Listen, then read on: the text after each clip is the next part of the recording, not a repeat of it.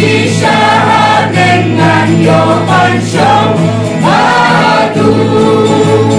Yasin Kreban Ino Yaga Pepe Kreban Ino Yaga Pepe Kreban Runo Yaga Dobenai Riko Sharai Krebanino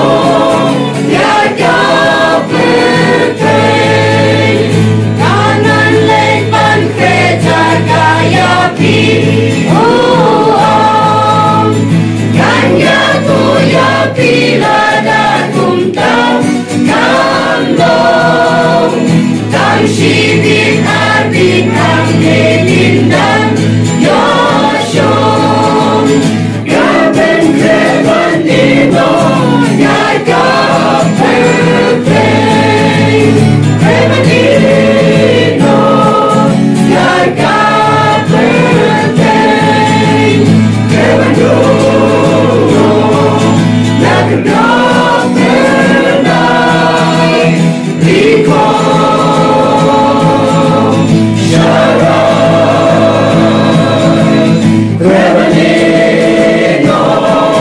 Yaga